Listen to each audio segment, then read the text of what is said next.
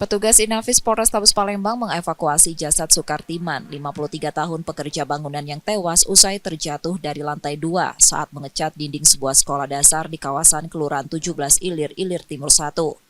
Korban yang merupakan warga Jalan DI Panjaitan 16 Ulu Palembang saat itu bekerja menggunakan perancah atau scaffolding.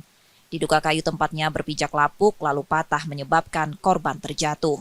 Sukartiman meninggal di lokasi akibat luka serius. Jasadnya kemudian dibawa ke Rumah Sakit Bayangkara Palembang untuk keperluan forensik. Namun karena jatuhnya tidak sempurna, sehingga menyebabkan kefatalan.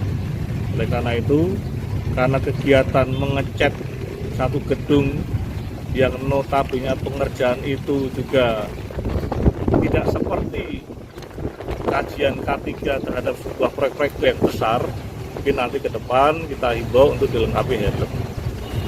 Polisi masih menyelidiki penyebab kecelakaan kerja tersebut dengan memeriksa sejumlah saksi.